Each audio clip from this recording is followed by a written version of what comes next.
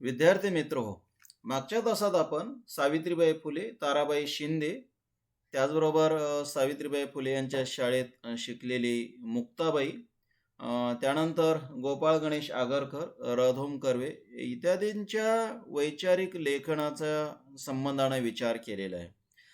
मित्रो, या लेखकांचं साहित्य उपलब्ध आहे. ते साहित्य तुम्ही वाचा.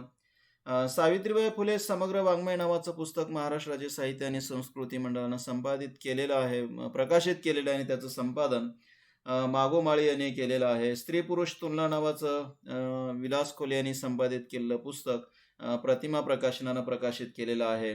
किंवा डॉक्टर अनंत देशमुख यांनी रधोम कर्वे यांचं समाज स्वास्थ्यमधील जे लेखन आहे, ते लेखन आता संपादित केले आणि ते पद्मगंधा प्रकाशनानं प्रकाशित केलंय. ते वेगवेगळे खंड आहेत, तर ते तुम्ही वाचू शकता. महात्मा फुले साहित्य आणि चळवळ किंवा महात्मा फुले शोधाच्या नव्या वाटा ही हरिनरके यांनी संपादित केलेली पुस्तकं उपलब्ध आहेत. ते आपण वाचलं पाहिजे.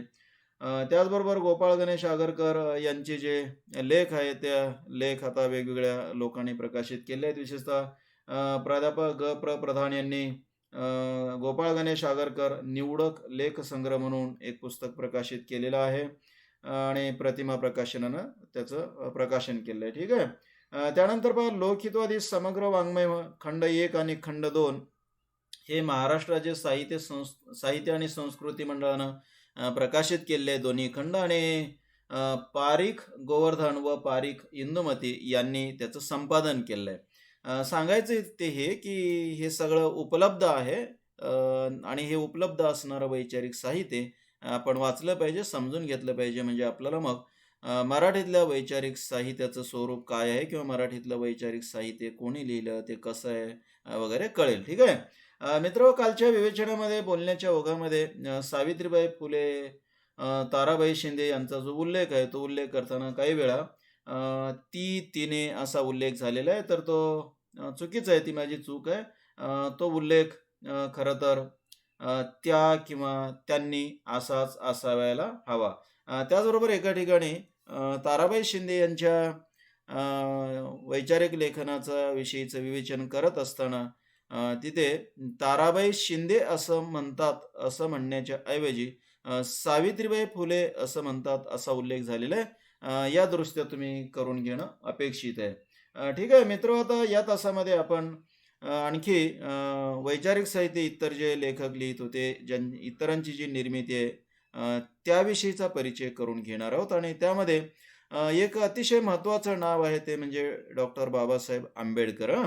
डॉक्टर बाबासाहेब आंबेडकर यांचा कालखंड आहे 14 एप्रिल 1891 ते 6 डिसेंबर 1956. मित्र, डॉक्टर बाबासाहेब आंबेडकर यांचा आपण बहुधा लेखक किंवा वैचारिक साहित्यिक वगैरे म्हणून विचारच करत नाही. आपल्याला असं वाटत असते की डॉक्टर बाबासाहेब आंबेडकर हे दलित समाजांच्या हितासाठी झटणारे एक सामाजिक कार्यकर्ते वगैरे होते, किंवा त्यांनी फक्त जी भारतीय राज्यघटना आहे, ती राज्यघटना लिहिण्यासाठी वगैरे महत्त्वाचं योगदान दिलेलं आहे, असंच आपल्याला माहीत असते. म्हणजे लेखक म्हणून त्यांच्याकडे जे आपण पाहायला पाहिजे ते पाहत नाही. फार तर आपण त्यांच्याकडे पत्रकार म्हणून वगैरे पाहत असतो. पण डॉक्टर बाबासाहेब आंबेडकर यांचं लेखक असणं फारसं चर्चेलं जात नाही. म्हणजे मराठी वाङ्मयाचा इतिहास किंवा मराठी साहित्याची समीक्षा वगैरे जी केली जाते, इतिहास लिहिला जातो, तिथे सुद्धा आपल्याला असंच आढळतं की डॉक्टर बाबासाहेब आंबेडकर यांचा उल्लेख फारसा केला जात नाही. म्हणजे मराठीतलं जे वैचारिक वाङ्मय आहे, त्या वैचारिक वाङ्मयावर जे संशोधनात्मक लेख वगैरे, समीक्षात्मक लेख वगैरे लिहिले गेलेले आहेत, त्या लेखात सुद्धा डॉक्टर बाबासाहेब आंबेडकर यांचा उल्लेख शक्यतो केला जात नाही. पण आपण हे लक्षात घेतलं पाहिजे की डॉक्टर बाबासाहेब आंबेडकर यांनी वैचारिक लेखन केलेलं आहे. किंबहुना आपण असे म्हणू शकतो की 20व्या आणि 21व्या, विशेषतः 20व्या शतकाच्या शेवटचं आणि 21व्या शतकातलं जे काही एकूण साहित्य वगैरे असेल, त्या साहित्याला दिशा मिळेल इतकं महत्त्वाचं लेखन त्यांनी केलं, इतकी त्यांची महत्त्वाची भाषणं वगैरे आहेत. हे आपण नीट लक्षात घेतलं पाहिजे. किंबहुना इथल्या लिहिणाऱ्या माणसांना लिहिण्याचं एक बळ मिळावं, अधिकार मिळावा, यासाठी त्यांनी संविधानामध्ये काही नोंदी केल्या आहेत, हे आपण लक्षात ठेवलं पाहिजे. आणि पूर्णतः अगदी भौतिक जीवनाचा विचार केंद्रस्थानी असणारी भूमिका डॉक्टर बाबासाहेब आंबेडकर यांनी थेटपणे मांडली. अतिशय म्हणजे समर्थपणे मांडलेली आहे, हे आपण लक्षात ठेवलं पाहिजे. शिवाय इथले जे आदिवासी समाज आहे, दलित समाज आहे, स्त्रिया आहेत, बाकी जे उपेक्षित समूह आहेत, भटके समूह वगैरे आहेत. या संबंध लोकांच्या हितासाठी डॉक्टर बाबासाहेब आंबेडकर झटत होते. त्यांच्या समृद्धीसाठी झटत होते आणि त्यांनी विवेकी जीवन जगावं, माणूस म्हणून जगावं यासाठी ते प्रयत्न करत राहिले. त्यांना सांगतही राहिले. विशेष म्हणजे त्यांचं माणूस असणं डॉक्टर बाबासाहेब आंबेडकर यांनी महत्त्वाचं असल्याचं सांगितलं आणि त्यांच्या माणूस म्हणूनच्या अधिकारावर संविधानाच्या रूपानं मोहर उमटविलेली आहे. त्यांचे अधिकार त्यांना असावेत अशा पद्धतीची रचना किंवा अशा पद्धतीची नोंदी, अशा पद्धतीचे नियम म्हणू आपण संविधानामध्येच त्यांनी नोंदवले आहेत, हे आपण लक्षात घ्यायला पाहिजे. दलितांच्याबद्दल आणि दलित साहित्याबद्दल वगैरे बोलताना मात्र आपण आंबेडकरांचा विचार करतो किंवा आंबेडकरांचं नाव घेतो किंवा आंबेडकरच केंद्रस्थानी ठेवतो. दलित साहित्याचा विचार करताना दलित साहित्याच्या पाठीमागे आंबेडकरांचे विचार आहेत, आंबेडकरांचं कार्य आहे, हे मान्यच केलं पाहिजे. म्हणजे आंबेडकर तिथे केंद्रस्थानी असणं हे काही फार चुकीचं वगैरे नाही आहे. पण मराठीतलं वैचारिक साहित्य किंवा मराठीतलं लेखन वगैरे तपासताना मग आंबेडकरांच्या कार्याचा विचार करायचा नाही का? हे महत्त्वाचं असाही आपण विचार केला पाहिजे किंवा आंबेडकरांच्या साहित्याचा विचार न करणे, त्यांच्या भूमिकेचा, त्यांच्या मांडणीचा, त्यांच्या लेखनाचा विचारच न करणे, हे चुकीचं ठरेल. तर ते केलं पाहिजे. मित्र आंबेडकरांनी इथल्या लोकांना तुम्ही माणूस आहात हे लक्षात आणून दिलं. ते प्रत्यक्ष सामाजिक कार्य करत त्यांनी अनेक मोर्चे काढले, अनेक चळवळी उभ्या केल्या, अनेक त्यांची भाषणं प्रकाशित झालीत, अनेक भाषणं आहेत आणि त्या सगळ्या बोलण्यातून, लेखनातून, भाषणातून त्यांनी इथल्या माणसाला तुम्ही माणूस आहात याची जाणीव करून दिली आहे. त्यांचा जो चवदार तळ्याचा सत्याग्रह वगैरे आहे, तो सत्याग्रह वगैरे आपण लक्षात घेतला पाहिजे किंवा त्यांनी जे मनुस्मृतीचं दहन केलं तेही आपण लक्षात घेतलं पाहिजे. मित्र या सगळ्यांच्या पाठीमागे आंबेडकरांची तळमळ आहे, समाजहिताची तळमळ आहे. विशेषतः इथल्या माणसाला आपण माणूस आहोत याची जाणीव व्हावी, ही त्यांची भूमिका आहे. काळाराम मंदिराचा जो सत्याग्रह आहे त्याच्या पाठीमागे तेच आहे. चवदार तळ्याचा सत्याग्रह त्यांनी केला. तो काही पाणीच उपलब्ध नव्हतं दुसरीकडे म्हणून केलेला नाही. किंवा मनुस्मृती जाळायचे म्हणजे केवळ पुस्तकं वगैरे जाळणे ही त्यांची भूमिका नाही. तर त्यांना बाबा रे, इतिहासामध्ये तुम्हाला माणूस न मानणारे जी परंपरा आहे, ती परंपरा तुम्ही नाकारली पाहिजे, हे त्यांना सांगायचं होतं. आणि ती परंपरा नाकारण्यासाठी प्रतिकात्मक रूपामध्ये मनुस्मृती त्यांनी जाळलेली आहे. मित्र या सगळ्यांच्या पाठीमागे इथल्या उपेक्षितांना, इथल्या पीडितांना, इथल्या ज्यांच्यावर अत्याचार होतो त्या माणसांना त्यांच्या माणूस असण्याची, त्यांच्या अस्तित्वाची, त्यांच्या स्वाभिमानाची, त्यांच्या स्वत्वाची जाणीव करून द्यायची होती आणि बाबासाहेब आंबेडकरांनी ती करून दिलेली आहे. ही खूप मोठी गोष्ट आहे आणि आपण हे मानलं पाहिजे. दुसरं म्हणजे पहा, की लोक केव्हा केव्हा असं विचारतात की डॉक्टर बाबासाहेब आंबेडकर यांना भारतीय राज्यघटनेचे किंवा संविधानाचे शिल्पकार मानतात.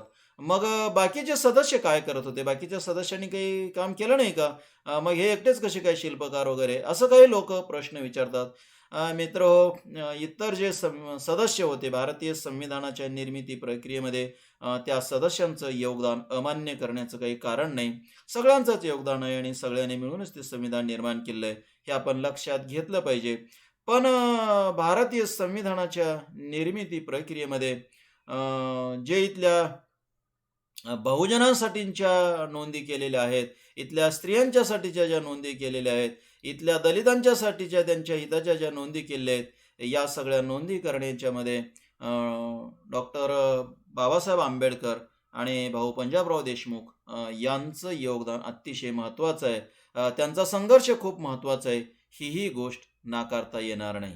म्हणजे बाकीच्यांचं योगदान अमान्य करण्याचं कारण नाही, पण यांचा संघर्ष अमान्य करण्याचंही काही कारण नाही आणि अमान्य करता येणार नाही, याचंही आपण भान ठेवलं पाहिजे. मित्र, डॉक्टर बाबासाहेब आंबेडकरांनी आणि भाऊ पंजाबराव देशमुख यांनी इथं जो एक लढा होता मानवी हितासाठीचा, म्हणजे अगदी आपल्याला त्याला खूप मागे नेता येईल. इतका मागे नेता येईल की चार्वाकाचा संघर्ष त्याच्यासाठीच होता असं म्हणता येईल, किंवा गौतम बुद्धांचा संघर्ष पहा, स्वातंत्र्य, समता आणि बंधुत्व ही जीवनमूल्ये रुजवण्यासाठीचा संघर्ष होता. मानवी जीवन अधिक समृद्ध करण्याचा संघर्ष होता. महावीरांचा संघर्ष तसाच होता. बसवेश्वरांचा संघर्ष तोच आहे. चक्रधर स्वामीचा संघर्ष तोच आहे. किंवा नंतरच्या काळामध्ये आपण पाहिलं तर महात्मा फुलेंचा संघर्ष असेल, सावित्रीबाई फुले यांचा संघर्ष असेल, लोकहितवादींचा संघर्ष असेल, किंवा र.धो. कर्वे असतील, गोपाळ गणेश आगरकर असतील, किंवा बाकी असतील, मग ताराबाई शिंदे वगैरे, ह्या सगळ्यांचा संघर्ष इथे जो धर्मांच्या अंगानं लोकांवर अन्याय केला जातो, इथे जे भेदाभेदाचं सूत्र आहे ते संपावं आणि इथल्या सगळ्या माणसांना माणूस म्हणून जगता यावं. त्यांनाही काही हक्क असावे, त्यांना त्यांचे माणूस म्हणूनचे अधिकार असावेत, त्यांना त्यांच्या स्वातंत्र्याचा आदर केला जावा, त्यांना स्वतंत्रपणे जीवन जगता यावं, अशा पद्धतीने यांची भूमिका होती. त्यासाठीचा प्रचंड संघर्ष या लोकांनी केला आहे. मित्र, या सगळ्या लोकांचं जे स्वप्न होतं, या सगळ्या लोकांच्या कार्यांच्या पाठीमागे जी तळमळ होती, त्या तळमळीचं किंवा तो जो संघर्ष आहे, तो संघर्ष वगैरे डॉक्टर बाबासाहेब आंबेडकर, भाऊ पंजाबराव देशमुख यांनी लक्षात घेतलेलं आहे. आणि त्या सगळ्या संघर्षातलं सत्व, त्या विचारातलं सत्व त्यांनी संविधान निर्मितीच्या प्रक्रियेमध्ये संविधानात ओतण्याचं काम केलं, हे आपण लक्षात घेतलं पाहिजे. हे आपल्याला टाळता येणार नाही. त्यांचं जे स्वप्न होतं, ते स्वप्न त्यांनी संविधानाच्या रूपानं पूर्ण करण्याचा प्रयत्न केलेला आहे. कधीही अंतिम असं काही नसतं, आणि कधी काही मानवी जीवनाचा संघर्ष संपत नसतो, आणि मानवी जीवन परिपूर्ण असते किंवा सुखी वगैरे होऊन जाते असं समजण्याचं काही कारण नाही मित्रो. पण फुले शाहूंचं जे स्वप्न होतं, किंवा त्या काळातल्या इतरांचं जे स्वप्न होतं, ते स्वप्न आणि ते स्वप्न पूर्ण करण्यासाठी आंबेडकर संविधान निर्मिती प्रक्रियेमध्ये झगडत होते, संघर्ष करत होते, हेही आपण लक्षात घेतलं पाहिजे. आणि मित्र, आणखी एक गोष्ट लक्षात घेतली पाहिजे की इसवी सनाच्या पूर्वी मानवी जीवनाबद्दलचा जो गौतम बुद्धाचा विचार होता, वर्धमान महावीरांचा विचार होता, किंवा इथली जी लोकायताची परंपरा आहे, त्यांचा जो विचार आहे, त्या विचाराचं जे सूत्र आहे, त्याच विचाराचं सूत्र बसवेश्वरांचं वगैरे होतं, नंतरच्या काळातल्या लोकांचे होतं. त्या सगळ्या विचाराचं सूत्र, समाजाच्या हितासाठीची त्यांची तळमळ, त्यांच्या कार्य करण्याची पद्धती वगैरे, यांच्यामध्ये एक समान असा धागा आहे. आणि तो जो समान धागा आहे, त्यांचं जे ध्येय आहे, ते ध्येय मित्रो संविधानाच्या रूपानं बऱ्यापैकी पूर्ण होईल, आणि त्या ध्येयाला, त्यांच्या स्वप्नांना संविधानाच्या रूपात एक आकार मिळेल, एक कायद्याचं अधिष्ठान मिळेल, असा प्रयत्न नेहमीच आंबेडकरांचा राहिलेला आहे. भाऊ पंजाबराव देशमुख यांचाही राहिलेला आहे.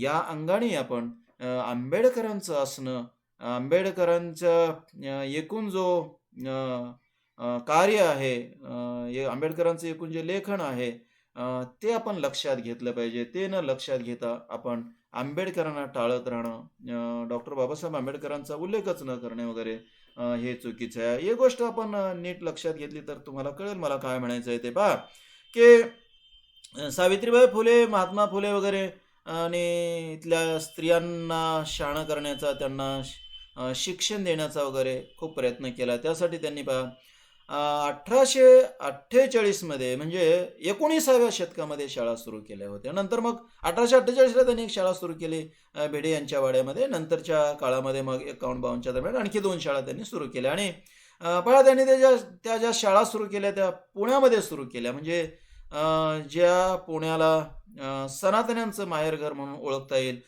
इतका जिथे ब्राह्मणी व्यवस्थेचा प्रभाव आहे, ते पुणे, ज्या पुण्यामध्ये पेशव्यांची सत्ता होती, आणि पेशव्यांची सत्ता केवळ राजकीय दृष्ट्या नव्हती तर धर्मदृष्ट्या सुद्धा होती, अशा त्या पुण्यामध्ये, म्हणजे पाहतो, जर काळ लक्षात घेतला आपण, महात्मा फुलेंचा 19वं शतक जर लक्षात घेतलं, आणि त्या शतकावर असलेला, त्या काळावर असलेला इथल्या धर्मव्यवस्थेचा प्रभाव, ब्राह्मणी व्यवस्थेचा प्रभाव जर आपण लक्षात घेतला, तर महात्मा फुलेंचं कार्य फारच क्रांतिकारी होतं. म्हणजे त्या काळामध्ये त्यांनी दलितांना आणि स्त्रियांना शिकता यावं, आणि ते शिकवण्यासाठी म्हणून शाळा सुरू करणं, ही गोष्ट खूपच मोठी आहे, खूपच क्रांतिकारी आहे. म्हणजे काय ध्येय असेल, काय स्वप्न असतील, आणि त्यांनी काय सहन केलं असेल, याची आपण कल्पना जरी केली तरी त्याचा एक अंदाज येऊ शकतो.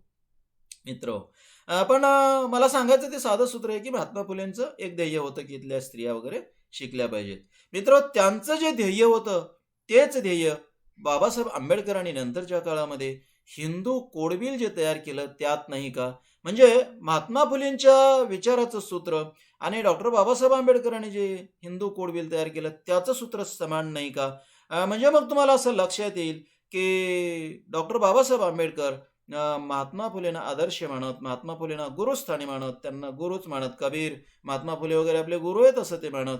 मित्र हो हे केवळ मानणं नव्हतं, तर त्यांच्या विचाराचं सूत्र त्यांनी व्यवहारात आणलं होतं. त्यांच्या विचाराचं सूत्र त्यांच्या कार्यात होतं आणि त्यांना जी संधी मिळाली संविधानाच्या निर्मितीची, त्या संधीचं सोनं करताना सुद्धा त्यांनी ते सूत्र लक्षात ठेवलं आणि नंतर जेव्हा त्यांना एक मंत्रिमंडळामध्ये स्थान मिळालं, तेव्हा सुद्धा त्यांनी ते सूत्र व्यवहारात आणण्याचा, ते सूत्र प्रत्यक्ष सामाजिक जीवनामध्ये आणण्याचा प्रयत्न केला. हिंदू कोड बिलाची मांडणी हा त्याचाच एक भाग होता. या अंगानं आपण विचार केला पाहिजे. ठीक आहे की हिंदू कोड बिल हे नेहरूंच्या सरकारमध्ये मान्य झालं नाही, मंत्रिमंडळाने ते मान्य केलं नाही आणि त्यामुळे डॉक्टर बाबासाहेब आंबेडकर यांनी राजीनामा दिला. पण हिंदू कोड बिल नंतर तुकड्या-तुकड्यांनी का असेना पूर्णपणे मान्य झालं आणि त्याचं रूपांतर कायद्यात झालं. मला तुम्हाला इथे हे सांगायचं आहे, की ज्या हिंदू कोड बिलांची मांडणी, जे हिंदू कोड बिल बाबासाहेब आंबेडकरांनी मांडलं, ते मांडण्याच्या पाठीमागे आंबेडकरांचं ध्येय काय असावं? तर मित्रहो, त्या ध्येयाचं थेट नातं महात्मा फुले जे स्त्री शिक्षणासाठी झटत होते त्या ध्येयाशी आहे. म्हणजे यांच्या विचारात, यांच्या कार्यात, समाजाच्या हितांच्या विचारात एक समान असं सूत्र आहे, हे आपल्या लक्षात येतं. हेच सूत्र जे मानवी हितासाठी, समाजाच्या हितासाठी झटत होते, त्या सगळ्यांच्या विचारात आहे, हे आपण लक्षात घेतलं पाहिजे. तेव्हा याही अंगानं आपण डॉक्टर बाबासाहेब आंबेडकर यांच्या विचारांचा आणि यांच्या लेखनाचा विचार केला पाहिजे. डॉक्टर बाबासाहेब आंबेडकर यांचं भरपूर साहित्य आता उपलब्ध आहे आपल्याकडे. महाराष्ट्र शासनाने त्यांचं साहित्य उपलब्ध करून दिलेलं आहे आणि त्यांची भाषणं, त्यांची पत्रकारिता वगैरे सगळं आता आपल्याला उपलब्ध झालेलं आहे. पण मूकनायक, बहिष्कृत भारत, समता, जनता ही जी त्यांची पाक्षिक किंवा वर्तमानपत्रे होते, त्यामधलंही लेखन आता प्रकाशित झालं. याच्यातले काही तपशील तुमच्या पुढे ठेवून मी डॉक्टर बाबासाहेब आंबेडकर यांना त्या काळामध्ये काय म्हणायचं होतं, समाजाच्या बद्दल ते कुठला विचार करत होते, ते तुम्हाला सांगायचंय. त्यातले काही तपशील मी तुमच्या पुढे ठेवतो. पहा, बहिष्कृत भारत आणि मूकनायक मधलं त्यांचे जे लेखन आहे, त्या लेखनातले तपशील पाहताना एक तपशील मी तुमच्या पुढे ठेवतो. तो असा आहे की स्वातंत्र्ययुक्त जीवनाच्या परीची सर गुलामगिरीच्या जीवनाच्या परीला कधी येऊ शकणार नाही. हिंदू समाज हा अनेक वर्षे जगला आहे, तो केवळ गुलामाचे राष्ट्र म्हणून जगला आहे. त्या जगण्यात कीर्ती व प्रौढी आहे असे ज्यांना वाटत असेल त्यांनी ती पाहिजे तर गावी. आम्हाला तरी त्या जगण्याची अत्यंत लाज वाटते. नव्हे, आम्ही जगलो हे म्हणणे मुळातच निराधार आहे असे आम्हास वाटते. आम्ही जगलो असे म्हणण्यापेक्षा आमच्या जेत्याने आम्हास जगविले म्हणून आम्ही राहिलो हेच म्हणणे आम्हास खरे वाटते. मित्र, हा जो भाग आहे, हा जो तपशील आहे, हा तपशील डॉक्टर बाबासाहेब आंबेडकर यांचं बहिष्कृत भारत आणि मूकनायक मधलं जे लेखन एकत्र केलेलं आहे, आता ते पुस्तक प्रकाशित झालेलं आहे, त्यातला हा उतारा आहे. याच्यातून डॉक्टर बाबासाहेब आंबेडकर यांची आपल्या गतकालीन इतिहासाकडे पाहण्याची दृष्टी अधोरेखित होते.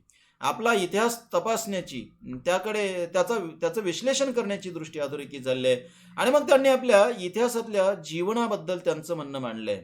आपल्याला भारतीय मनाला सवय आहे, भारतीय म्हणूच असते, आपण नेहमी इतिहासामध्ये रमणारी माणसं आहोत, इतिहासाची गोडवे गाणारी माणसं आहोत. इतिहास आपल्याला फार जवळचा वाटतो. म्हणजे आपण काय करतो, इतिहासामध्ये रमत असताना वर्तमानाकडे दुर्लक्ष करतो, आपल्या प्रत्यक्ष जगण्यातल्या प्रश्नाकडे दुर्लक्ष करतो आणि वर्तमानाचे गोडवे गात असतो. डॉक्टर बाबासाहेब आंबेडकर यांनी या विधानातून हे दाखवण्याचा प्रयत्न केलेला आहे की बाबा रे, तुम्ही इतिहासामध्ये फार रमू नका, कारण आपला इतिहास फार काही गौरवाचा नाही, आत्मसन्मानाचा वगैरे नाही, तर तो पराजयाचा आहे. त्याच्याविषयी काही फार प्रौढी वगैरे गावावी किंवा गुणगान गावं त्याचं असं नाही आहे. आपला म्हणजे पराजिताचा इतिहास आहे. आपल्याला ज्यांनी जिंकलं त्यांनी आपल्याला जिवंत ठेवलं, त्यांनी आपल्याला जगू दिलं, असा आपला इतिहास आहे. ज्याला कोणाला त्याच्याविषयी अभिमान असेल त्याला असेल, पण ते योग्य नाही आहे ते सांगत असताना त्यांची दुसरी भूमिका अशी आहे विद्यार्थी मित्र, की आपण अधिक विवेकी झालं पाहिजे, समृद्ध झालं पाहिजे आणि समर्थ सुद्धा झालं पाहिजे. केवळ इतिहासाचे गोडवे गाण्यात मतलब नाही, तर आपण आपलं भविष्य घडवलं पाहिजे, वर्तमान घडवलं पाहिजे. ही त्यांची भूमिका आहे आणि ही भूमिका ते या साहित्यातून मांडत आहेत. या अंगाने आपण त्याचा विचार केला पाहिजे. इतिहासाकडे पाहण्याची दृष्टी जशी अधोरेखित होते, तशीच भविष्याकडे आपण कसं पाहावं ही दृष्टी सुद्धा अधोरेखित झालेली आहे. आपण आपला वर्तमान कसा घडवावा ही भूमिका सुद्धा अधोरेखित झालेली आहे. या अंगाने आपण त्यांच्या या म्हणण्याकडे पाहिलं पाहिजे. त्यांनी हिंदू समाज इथे जी जी मानवी जगण्यासाठी उपयुक्त असे विचार किंवा भूमिका लोकांनी मांडली, त्याला कसा विरोध करत आला आणि ते संपवण्यासाठी नवस्तोतांड हिंदू समाज कसा मांडत आला आणि मानवी जीवनासाठी उपयुक्त असणारे विचार त्यांनी कसे संपवले, हे सांगत असताना त्यांनी एक मांडणी अशी केलेली आहे. ती मांडणी अशी आहे पहा. हिंदू समाजाच्या पोटातील वडवानळात बुद्ध खाक झाला, महावीर खाक झाला, बसव खाक झाला, चैतन्य खाक झाला, रामानंद खाक झाला, महानुभावांचा चक्रधर खाक झाला व भागवत संप्रदायी साधू संत खाक झाले. नानक व कबीर यांचीही तीच वाट लागली. राममोहन, दयानंद, रामकृष्ण परमहंस, विष्णुबुवा ब्रह्मचारी, ज्योतिबा फुले, रानडे, भांडारकर, विवेकानंद, रामतीर्थ, श्रद्धानंद, लजपतराय यांची तीच वाट हिंदू समाजाने लावली किंवा तो लावू पाहत आहे.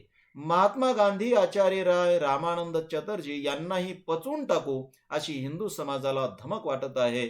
व्यक्तीचे महात्मे वाढवावयाचे व तिची आपल्यास नको असेल ती शिकवण कितीही चांगली असली तरी तिच्याकडे बिलकुल लक्ष द्यावयाचे नाही. आपला पूर्वीचा परिपाठ चालूच ठेवायचा. ही कला हिंदू समाजाला उत्कृष्ट प्रकारे साध्य झालेली आहे.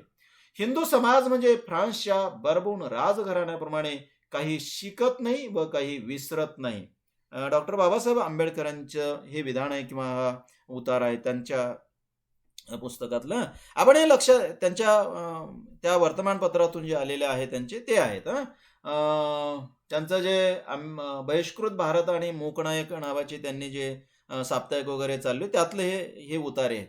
मित्र, आपण हे लक्षात घेतलं पाहिजे की या उतार्यातून किंवा या म्हणण्यातून डॉक्टर बाबासाहेब आंबेडकर यांची हिंदू धर्माकडे आणि इथल्या धर्मभोळ्या हिंदू समाजाकडे पाहण्याची दृष्टी अधोरेखित होते. आणि हा जो हिंदू समाज आहे तो आधुनिक होतच नाही, नवं काही शिकत नाही, विवेकी होत नाही, तर उलट जी माणसं विवेकी आहेत त्यांना तो पचवून टाकतो किंवा त्यांचा जो विचार आहे तो विचार पचवून टाकतो आणि नवीनच तो काहीतरी सांगतो. तो काळाच्या पार्श्वभूमीवर नवं काही शिकत नाही आणि जुनं काही विसरत नाही हे तो सांगतोय. ज्या गोष्टी कालबाह्य झाल्या, ज्या गोष्टी निरर्थक आहेत, ज्या गोष्टी केवळ अज्ञानावर उभ्या आहेत, त्या गोष्टी हिंदू समाज विसरत नाही, तर त्या गोष्टीचं महात्म्य वाढवत राहतो. आणि ज्या गोष्टी किंवा जे विचार हिंदू समाजाच्या विकासाला उपकारक ठरतील ते विचार मात्र हिंदू समाज स्वीकारत नाही. आणि हिंदू समाजाचं अशा पद्धतीचं हे आंधळं वागणं, हे आंधळं वागणं योग्य नाही. हिंदू समाजाने हे वागणं सोडून दिलं पाहिजे, ही परंपरा सोडली पाहिजे,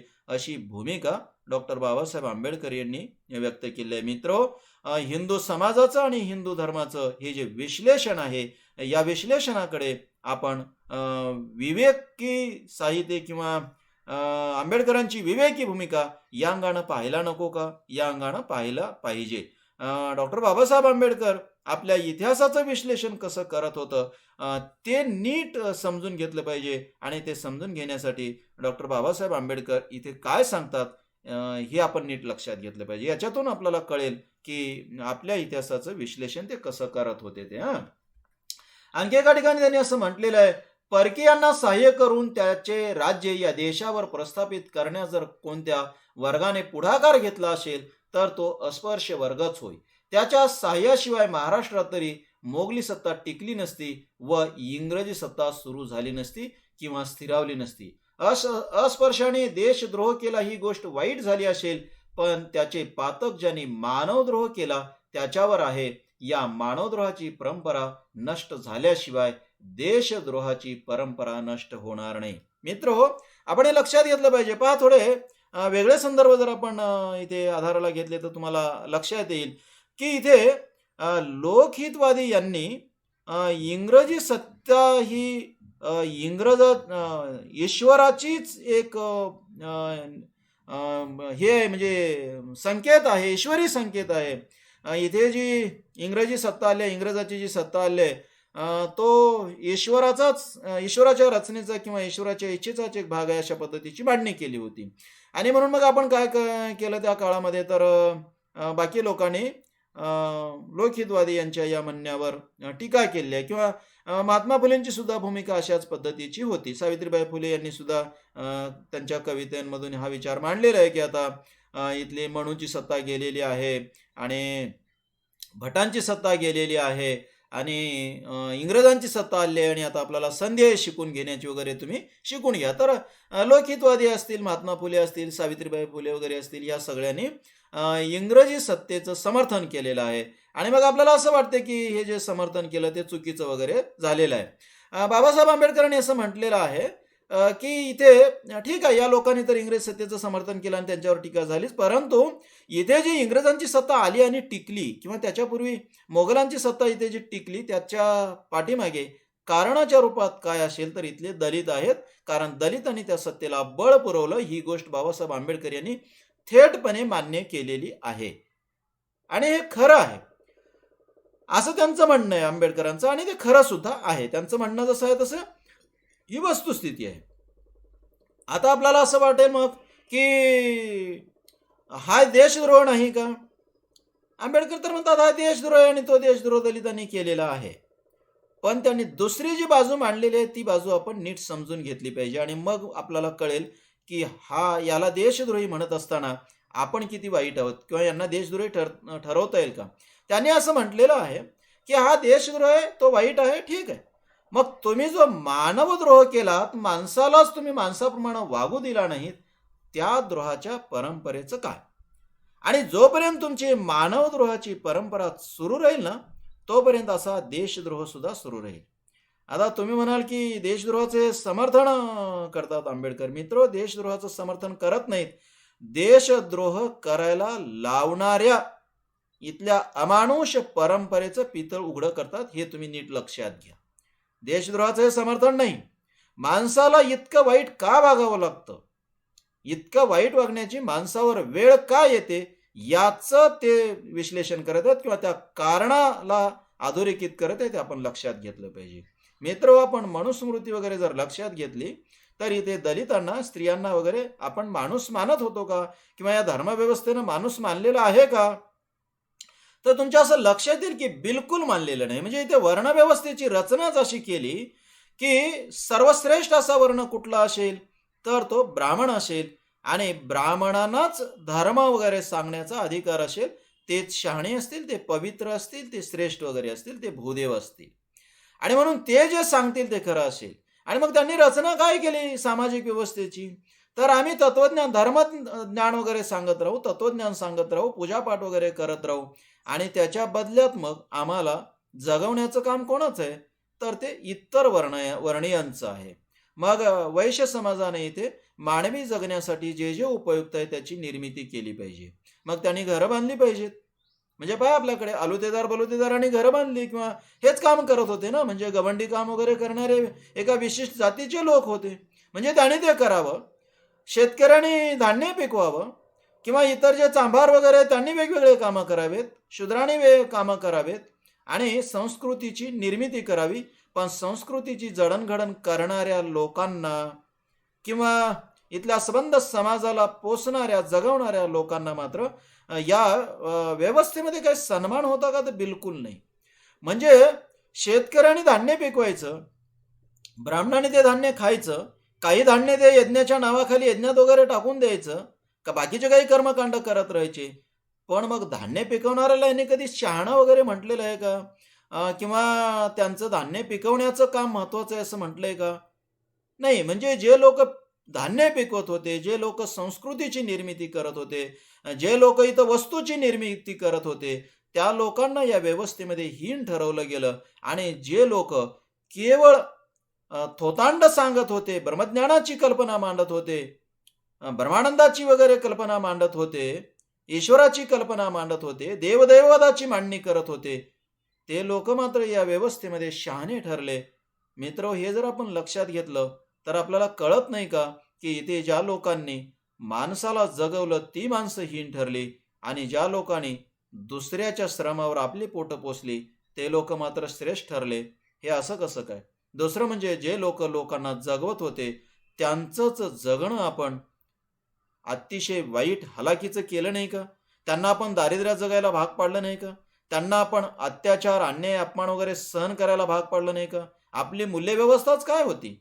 तर ब्राह्मणाने इतर वर्णांवर अन्याय करणे, अत्याचार करणे हा ब्राह्मणांचा अधिकार ठरवला गेला. आणि मित्र हो, शूद्रांचा अधिकार तर त्यांना काहीच नाही, पण शूद्राचं कर्तव्य आपण काय ठरवलं? तर वरच्या वर्गाने तुमच्यावर जे अन्याय केले ते अन्याय तुम्ही सहन करा, ते अत्याचार तुम्ही सहन करा, तो अपमान तुम्ही सहन करा, कारण सहन करणं हे तुमचं कर्तव्य आहे. अशा पद्धतीनं आपण धर्माचं तत्वज्ञान मांडलं नाही का? मग मित्र हो, अशी जर आपली मांडणी असेल आणि या लोकांना जर आपण माणूस म्हणून समजतच नसू, तर या लोकांनी या देशावर कशासाठी आणि का म्हणून निष्ठा ठेवायची?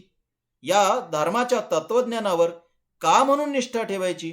आणि त्यांना देश होताच कुठे? आपण या देशाचे किंवा या समाजाचे घटक मानलो होतो का? आपण मानलोच नाही ना. ज्यांना आपण या देशाचे नागरिकच मानलं नाही, ज्यांना आपण समाजाचे घटकच मानलो नाही, ज्यांना आपण माणूसच मानलं नाही, त्यांना देश होता कुठे? पहा, मुक्ताबाईने, ही जी मुक्ताबाई आहे ती महात्मा फुले यांच्या शाळेत शिकणारी आहे. तिनं जे म्हणणं मांडलेलं होतं कालच्या विवेचनामध्ये आपण पाहिलंय, ती जी असं म्हणाली की वेद वाचण्याचा आम्हाला अधिकारच नाही, वेद पाहण्याचाही आम्हाला अधिकार नाही, तर त्या वेदात जसं सांगितलंय तसं आम्ही कशासाठी वागायचं? म्हणजे तो आमचा धर्मग्रंथच नाही, कारण आम्हाला वाचण्याचा अधिकार नाही. मग आमचा धर्मग्रंथ कसा असेल? मग आमचा धर्मग्रंथ नसेल तर आम्ही त्याच्याप्रमाणे वागणे हे आमचं काम कसं, आमचं कर्तव्य कसं काय ठरू शकतो? तो धर्मग्रंथ ब्राह्मण जर असं म्हणत असतील की आमची मालमत्ता आहे, तर मग त्यांनी त्या धर्मग्रंथात जसं सांगितलं तसं वागावं ना, आम्ही कशाला वागावं? हे जे हा जो मुक्ताबाईने उभा केला प्रश्न आहे, तो आपल्याला नीट समजून घेणं आवश्यक नाही का? नीट समजून घ्यावा लागेल ना आपल्याला. आणि मग तो जर नीट समजून घेतला तर आपण हाही विचार केला पाहिजे की इथे दलितांना देश कुठे होता? आणि दलितांना देशच नसेल, त्यांना आपण काही देश म्हणून किंवा या देशातले नागरिक म्हणून काही अधिकारच दिले नसतील, तर ते देशद्रोह करतात म्हणजे नक्की काय करतात? याही अंगाने आपण विचार केला पाहिजे ना. कसा त्यांचा देशद्रोह कसा काय ठरू शकतो? त्यांना आपण देशाचं कुठं मानलेलं आहे? मित्र हो, हा जो आपण कित्येक वर्षांपासून इथल्या बहुजनांवर अत्याचार केलेला आहे, या धर्मव्यवस्थेनं जो अत्याचार केलेला आहे, हा मानवद्रोह नाही का? माणसाला माणुसकीनं न वागवणं, त्याला माणूसच न मानणं, हा मानवद्रोह नाही का?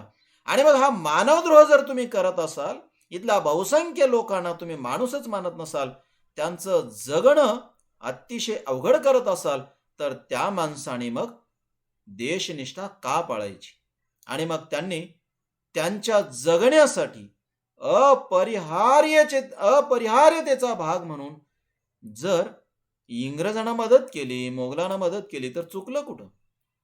मित्र हो, हे आवश्यक नाही का की ह्या लोकांना पहिल्यांदा आपण समजून घेतलं पाहिजे, या लोकांच्या वेदना समजून घेतल्या पाहिजेत आणि यांना माणूस मानलं पाहिजे. आणि मग तुम्ही जर त्यांना माणूस मानत असाल, माणूस म्हणून त्यांचा सन्मान तुम्ही जपत असाल, त्यांना आत्मसन्मानानं जगू देत असाल, त्यांच्या स्वातंत्र्याचा आदर करत असाल, तर मग ती माणसं देशनिष्ठा बाळगतील, ती माणसं समाजनिष्ठा बाळगतील, तुमच्याशी काही नातं जोडतील आणि मग ती माणसं तुमच्या पाठीमागे राहतील. पण तसं जर तुम्ही करत नसाल, तुम्ही जर हा मानवद्रोह करत राहणार असाल, तर मग त्या समाजाकडून देशनिष्ठेची अपेक्षा का करायची?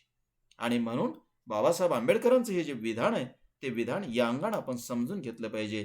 ते जे म्हणतात की इथल्या दलितांनी देशद्रोह केला हे ठीक आहे, पण त्यांना देशद्रोह करण्यासाठी भाग कोणी पाडलं? तुम्ही मानवद्रोह केला नसता तर देशद्रोह त्यांनी केला नसता. या अंगाने बाबासाहेब आंबेडकरांना असं सांगायचं किंवा या अंगाने ही मांडणी करायची आपण त्या अंगाने समजून घेतली पाहिजे. मित्र, डॉक्टर बाबासाहेब आंबेडकरांचं हे विवेचन विवेकी नाही का, तर्कावर टिकणार नाही का, आणि मग त्यांचं हे लेखन आपल्याला वैचारिक साहित्यामध्ये जमा करता येणार नाही का, किंवा करावं लागणार नाही का, या अंगानं आपण विचार करायला हवा. त्यांनी एका ठिकाणी असे म्हटलंय की इसाप नीतीतल्या एकाक्षी हरिणाप्रमाणेच हिंदू समाज अनेक बाबतीत एकाक्षी आहे. त्याचा एक डोळा रूढीने फोडून टाकला आहे. हा फुटका डोळा ज्या बाजूस असतो ती बाजू हिंदू समाजाला दिसत नाही. इतकेच नव्हे तर हा फुटका डोळा सोयीप्रमाणे वाटेल त्या बाजूस फिरून आत्मवंचना करण्याची कला हिंदू समाजाने साध्य केली आहे. मित्र हो, आपल्याला सगळ्यांना माहीत आहे की आपण काय करतो. रूढीचं आपल्यावर एवढं प्राबल्य आहे, रूढीचा आपल्यावर एवढा प्रभाव आहे की त्याच्यातून बाहेर पडून आपण आपल्या जीवनाचा नव्याने विचार करणं नेहमी टाळत असतो. नव्याने विचार कुठे करतो? डॉक्टर बाबासाहेब आंबेडकर हे सांगतात की बाबा रे, तुम्ही नव्याने विचार करा. एकाक्ष हरण्याची गोष्ट ही इसाप नीतीतली आहे. ते ठीक आहे, आपण इथे ती गोष्ट वगैरे सांगू नये, पण एवढं मात्र नक्की खरं की आपण विवेकी व्हायला पाहिजे. हे या विचारातलं सूत्र आहे, हे आपण लक्षात घेतलं पाहिजे. मित्रो, सारांशाने आपल्याला असं म्हणता येतं की डॉक्टर बाबासाहेब आंबेडकर त्या काळामध्ये एक विचार मांडत होते, वैचारिक लेखन करत होते. त्या वैचारिक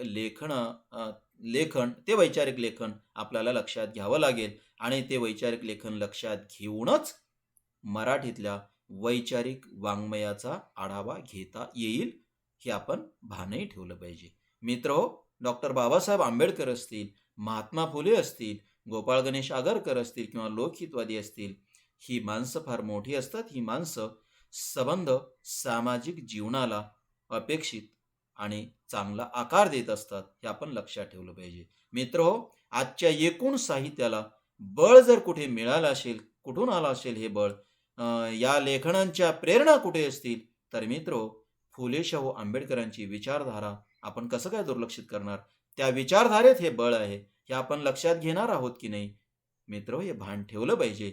डॉक्टर बाबासाहेब आंबेडकर केवळ वैचारिक लेखन करत नव्हते, तर इथल्या संबंध वैचारिक परंपरांना माणसाच्या विचार करण्याच्या एकूण हिमतीलाच बळ देत होते, किंवा त्यांच्या त्या प्रवृत्तीला बळ देत होते. माणसाला विवेकी व्हायला सांगत होते. आणि मित्र, त्यासाठी त्यांनी संविधानात काही नोंदी केलेल्या आहेत, हेही लक्षात घेतलं पाहिजे. जर समजा आपण अशी कल्पना केली की संविधानाच्या निर्मितीच्या प्रक्रियेमध्ये आंबेडकरांना संधी मिळाली नसती, किंवा भाऊ पंजाबराव देशमुख यांना संधी मिळाली नसती, तर जे संविधान आज आपल्याला दिसतं तसं राहिलं असतं का? मित्र हो, शंका घ्यायला वाव आहे. कारण जेव्हा संविधान स्वीकारलं गेलं, संविधान लिहून पूर्ण झालं आणि स्वीकारलं गेलं, तेव्हा त्या संविधानाला काही लोकांनी विरोध केला, आणि त्या काळामध्ये त्यांनी भूमिका अशी मांडलेली आहे की हे संविधान आम्ही स्वीकारणार नाही, किंवा हे संविधान चांगलं नाही, हे संविधान योग्य नाही. मित्र हो, ज्यांनी या संविधानाला विरोध केला होता त्या लोकांना जर संविधान लिहायला सांगितलं असतं, ते जर लोक या संविधानाच्या निर्मिती प्रक्रियेमध्ये असते, तर संविधान नक्की कसं राहिलं असतं याची तुम्ही कल्पना करा. मग तुम्हाला अंदाज येऊ शकतो. आणि मग आपल्याला शंका घ्यायला वाव आहे हे म्हणणं आपलं खरं आहे असं आपल्याला वाटू शकतं की जर डॉक्टर बाबासाहेब आंबेडकर या संविधानाच्या निर्मिती प्रक्रियेत नसते, तर कदाचित या देशाचं संविधान वेगळं राहिलं असतं. कदाचित इथल्या स्त्रियांना मतदानाचा अधिकार मिळाला नसता. मित्र हो, आपल्या लोकशाहीचं स्वरूप सुद्धा वेगळं राहिलं असतं, असं म्हणायला आपल्याला अशी शंका घ्यायला आपल्याला वाव आहे. आणि म्हणून आपल्याला आंबेडकरांचं एकूण कार्य लक्षात घ्यावं लागतं. आणि त्यांचं एकूण कार्य जर लक्षात घेतलं तर इथल्या संबंध वैचारिक चळवळी आणि मागच्या ज्या सगळ्या विचाराच्या परंपरा आहेत, वैचारिक परंपरा आहेत, ज्या मानवी हिताच्या आहेत, त्याला बळ देण्याचं आणि त्यांचं भविष्य अधिक योग्य करण्याचं, त्यांचं भविष्य अधिक प्रबळ करण्याचं, तो रस्ता अधिक निर्मळ करण्याचं काम, तो रस्ता अधिक ठळक करण्याचं काम डॉक्टर बाबासाहेब आंबेडकरांनी केलेलं आहे, याचं भान आपल्याला ठेवलं पाहिजे. ठीक आहे मित्र, वैचारिक साहित्याचा आढावा घेत असताना आणखी एक नाव आपल्या पुढे येतं, ते म्हणजे प्रबोधनकार ठाकरे. प्रबोधनकार ठाकरे यांची भरपूर पुस्तकं उपलब्ध आहेत, खूप लेखन आहे. संत गाडगेबाबा यांचं चरित्र यांनी लिहिलेलं आहे. बाकी खूप संशोधनात्मक, समीक्षात्मक वगैरे लेखन केलं आहे. त्या सगळ्याच साहित्याचा आढावा इथे घेणं अपेक्षित नाही, किंवा ते शक्यही नाही. पण मित्र, आपण काही गोष्टी लक्षात घेऊ. एकतर पहा, की संत गाडगेबाबा यांचं जे त्यांनी चरित्र लिहिलं आहे ते नीट लक्षात घ्या. त्यामध्ये त्यांनी इथल्या संत परंपरेचा किंवा इथलं जे वारकरी संप्रदाय आहे, त्या वारकरी संप्रदायाची खूप थेटपणे चिकित्सा केलेली आहे. ती चिकित्सा आपण नीट लक्षात घेतली पाहिजे. आपण काय करत असतो की वारकरी संप्रदायाकडे भक्तीच्या भावनेनंच केवळ पाहत असतो. पण विवेकी दृष्टीनं आपण पाहिलं तर मग आपल्याला प्रबोधनकार ठाकरे यांची जी चिकित्सा आहे ती चिकित्सा पटू लागते. दुसरं म्हणजे त्यांनी देवळाचा धर्म आणि धर्माची देवळे नावाचं पुस्तक लिहिलं आहे. त्यांच्या वेगवेगळ्या पुस्तकातला तो लेख आहे. पण तो लेख तुम्ही वाचा, मग तुम्हाला कळेल, किंवा त्यांचं इतर लेखन तुम्ही वाचा, मग तुम्हाला कळेल की प्रबोधनकार ठाकरे यांनी वैचारिक साहित्याची निर्मिती कशी केली आणि त्या काळामध्ये त्या समाजाला कसे सांगत होते. काही गोष्टी तुमच्यापुढे ठेवतो म्हणजे लक्षात येईल. त्यांनी एका ठिकाणी असं म्हटलेलं आहे, हिंदू संस्कृती म्हणजे एक बिनबुडाचे पिचके गाडगे आहे. त्यांचं विधान आहे, माझं विधान नाही. हिंदू संस्कृती म्हणजे बिनबुडाचं आहे, त्याला बुडच नाही, ते कुणीकडे डवलत राहतं. म्हणजे विचाराच्या भक्कम अधिष्ठानावर हिंदू धर्म नाही किंवा हिंदू संस्कृती नाही हे त्याला सांगायचं आहे, किंवा मानवी हिताच्या भक्कम अधिष्ठानावर ही संस्कृती नाही. म्हणजे या संस्कृतीच्या बुडाशी किंवा या संस्कृतीचं जे अधिष्ठान आहे ते अधिष्ठान ना विवेक आहे, ना मानवी हित आहे, ना माणुसकी आहे. हे काही असं नसणं म्हणजे हे बिनबुडाचं असणं आहे. आणि हे बिनबुडाचं असणं त्याशिवाय तेवढंच नाही, ते पिचकं फुटलेलं आहे. हे काय फार महत्त्वाचं नाही, फुटलेलं आहे. अशा पद्धतीची त्यांची मांडणी आहे. मित्र प्रबोधनकार ठाकरे यांचे म्हणणं समजून घेतलं पाहिजे. त्यांनी एका ठिकाणी आणखी असं म्हटलेलं आहे, आमचा आजचा धर्म हा मुळी धर्मच नव्हे, प्रचलित भिक्षुकशाही धर्म म्हणजे बुळ्या बावळ्या खुळ्यांना झुलून भटाची तुंबडी भरणारे एक पाजी थोतांड आहे. हेही विधान प्रबोधनकार ठाकरे यांचं आहे. प्रबोधनकार ठाकरे यांनी स्पष्टपणे असं म्हटलेलं आहे की आपला जो धर्म आपण म्हणत असतो हिंदू धर्म, हिंदू धर्म, ते असं म्हणतात की हा धर्म नव्हेच. कारण असं धर्म म्हणून याच्यामध्ये काही नाही, काही स्वतंत्र असं तत्वज्ञान आहे, याच्यात मानवी हिताचं काहीच नाही. हा धर्म म्हणजे काय आहे, तर हा धर्म म्हणजे इथं जे भिक्षुकशाही म्हणजे भिक्षा मागणारे किंवा भिक्षुकी करणारे किंवा आपण त्याला असं म्हणू दान दक्षिणा घेणारे जे लोक आहेत ना, त्यांनी दान दक्षिणा मिळण्यासाठी म्हणजे इथल्या भोळ्या भावड्या लोकांनी आपल्याला दान दक्षिणा द्यावी याच्यासाठी जी धर्माची मांडणी केली, जे थोतांड मांडलेलं आहे, जे अज्ञान मांडलेलं आहे, जे इथे विधींचं थोतांड मांडलेलं आहे किंवा बाकीचे जे कर्मकांडांचं थोतांड मांडलेलं आहे ना, ते थोतांड म्हणजे इथला हिंदू धर्म आहे. ही मांडणी आहे प्रबोधनकार ठाकरे यांची. आणि मित्र हे खरं आहे. आपण जर आपल्याकडचे व्रत असतील, उपास तापास असतील, कर्मकांड असतील किंवा विधी असतील, याचं रूप जर तपासायला लागलो तर आपल्याला कळत नाही का की याच्यामध्ये मानवी हिताचं काहीच नाही आहे. आणि विशेष म्हणजे याला तर्काचा बिलकुल आधार नाही. म्हणजे कार्यकारणाचा काही संबंधच नाही. कुठे कार्यकारण याच्यामध्ये काही कार्यकारण नाही. म्हणजे मग तुमची वास्तुशांती असेल, नामकरण विधी असेल, आणखी काही असेल, अलीकडचा सत्यनारायण असेल, काही असेल ना, याच्यामध्ये काही कार्यकारणाचा संबंध तुम्हाला दिसतो का? किंवा पंचांग पाहणे असेल, ग्रहाच्या कल्पना असतील, दैववादाच्या कल्पना असतील, उपास तापास असेल, इथं तर्काचा किंवा कार्यकारणाचा काही संबंध आहे का? म्हणजे आपल्याकडे पहा की स्वर्गात गेलेले जे आपले पूर्वज आहेत त्यांचं आपण काय करायचं, हाडं नेऊन गंगेला नेऊन टाकायची. आता यांची हाडं तिथं पाण्यामध्ये गंगेत टाकल्यानं पाण्यात टाकल्यानं आपल्या पूर्वजांना त्याचा काय फायदा होणार आहे? पण आपण काय त्याचा विचार करत नाही. ब्राह्मणांनी सांगितलं आपण ऐकत राहतो. किंवा आपले जे पूर्वज मेलेले आहेत त्या मेलेल्या पूर्वजांच्या नावानं आजही आपण इतर लोकांना जीव घालतो. आपण पित्र करणे वगैरे त्याला म्हणतो. इतर लोकांना आपण जीव वाढत असतो आणि असं आपण म्हणत असतो की हे अन्न थेटपणे त्या स्वर्गातल्या आपल्या पूर्वजांना पोहोचते. मित्र आपण विचार केला पाहिजे की ते आता मेलेले आहे, जिवंत असताना आपण त्यांना उपाशी ठेवलं, त्यांना ते तेव्हा तर काही केलं नाही आपण. आणि जिवंत असताना उपाशी ठेवलेल्यांना मिळावं म्हणून वर आता इथे लोकांना जीव घालायचं. आता ठीक आहे, काही जणांनी जे जिवंत असताना आईवडिलांची सेवा केली असेल किंवा केली नसेल, कोणी आता काहीही करा, आता मेलेल्या पूर्वजांना इथं तुम्ही काही केलं तर काही फायदा होणार नाही. आणि ते स्वर्गात वगैरे जिवंत आहेत आणि ते वरून आपल्याकडे बघत आहेत वगैरे, ह्या खुळचट कल्पना आहेत. कारण ते वर स्वर्ग नरक वगैरे असं काही नाही आहे. तेव्हा त्यांना आपल्या ह्या अशा कर्मकांडाचा काहीही फायदा होणार नाही. पण हे कर्मकांड मित्र सामाजिक व्यवहारामध्ये नांदत आहे, सामाजिक व्यवहारामध्ये जिवंत आहेत आणि जिवंत जाणीवपूर्वक काही लोकांनी ठेवलेले आहेत. आणि मित्र आपण त्याला धर्म समजत असतो. हे आपण नीट लक्षात घेतलं पाहिजे. आपण त्याला धर्म समजत असतो. म्हणजे इथले जे भोळेबाबडे लोक वगैरे आहेत ना, त्या भोळेबाबड्या लोकांना हे जे लोक फसवतात ना, त्याला आपण धर्म समजतो. म्हणजे आपल्या दृष्टीने धर्म काय असतो?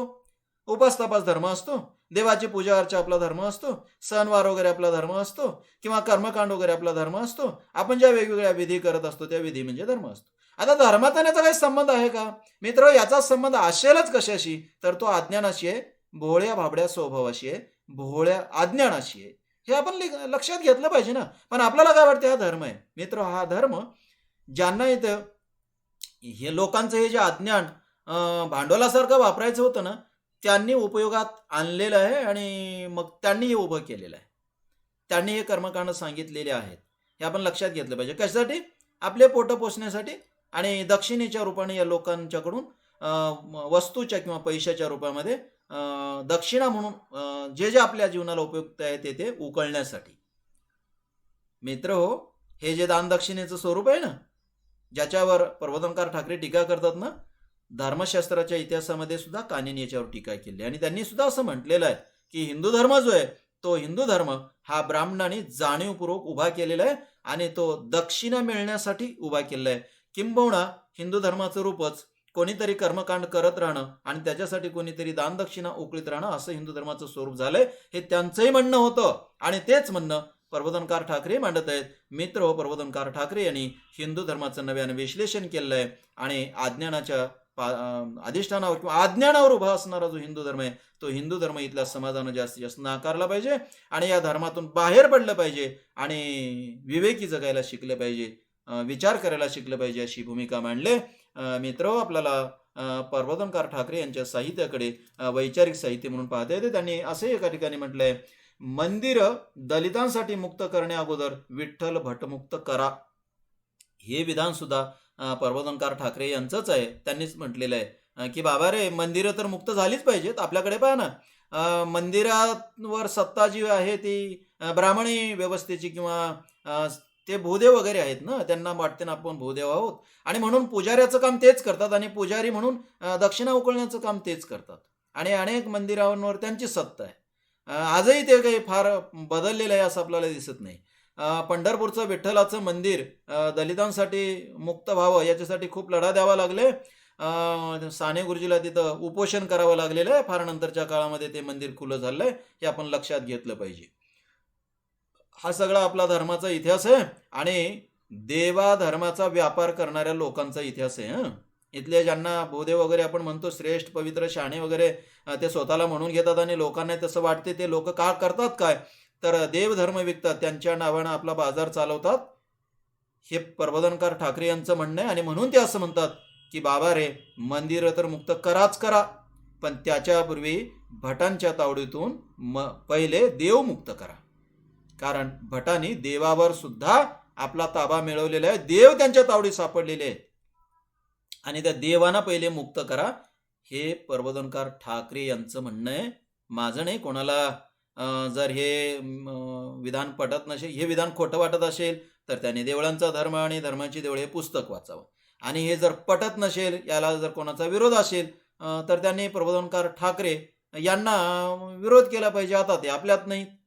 पण मित्र, मग आता पहा तुम्ही, पण वाद त्यांच्याशी काय घालायचं ते मी तुम्हाला फक्त तुमच्या पुढे ठेवलेलं आहे की हे पहा, प्रबोधनकार ठाकरे अशा पद्धतीचं सांगत आहेत आणि तुम्ही हे पुस्तक अवश्य वाचा.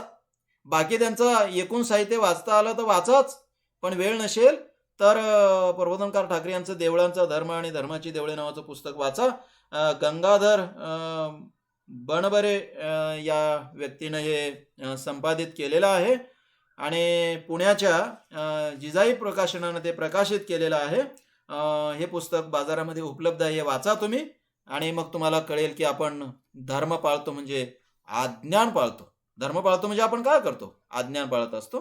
तुम्ही अज्ञान पाळण्यातून थोडं मुक्त व्हाल, याच्यातून मुक्त होणं अपेक्षित आहे आणि त्याच्यासाठीच ते पुस्तक लिहिलेलं आहे. प्रबोधनकार ठाकरेंची भूमिका हीच आहे. मित्र हो, आणि असं जे सांगतात माणसाला विवेकी राहायला, शहाणं व्हायला, त्यालाच आपण वैचारिक साहित्य वगैरे म्हणत असतो आणि ते वैचारिक साहित्य खूप समृद्ध आहे आणि विशेषतः मित्र हो, त्यामध्ये प्रबोधनकार ठाकरे यांनी आपला वाटा नोंदवला आहे. आणखी एक नाव येतं ते म्हणजे श्रीराम लागू यांचं. मित्र, श्रीराम लागू हे नाव आपण ऐकलं की आपल्याला असं वाटतं की श्रीराम लागू हे फक्त कलावंत होते आणि त्याने चित्रपटामधून नाटकांमधून वगैरे काम केलं आहे. नटसम्राट वगैरे आपण नाटक पाहिलं असते आणि आपल्याला असं वाटते की श्रीराम लागू हे केवळ नट होते वगैरे वगैरे, किंवा पिंजरामध्ये वगैरे त्यांनी जे काम केलं आहे ते आपल्याला माहीत आहे. विशेषतः नटसम्राटही खूप जणांनी आपण पाहिलं असतं आणि त्यामुळे श्रीराम लागू म्हटलं की आपल्याला ठीक म्हणजे थेटपणे नट होता, अभिनय करणारा एक चांगला नट होता असंच आपल्याला वाटते, कलावंत होता वगैरे वाटते. मित्र,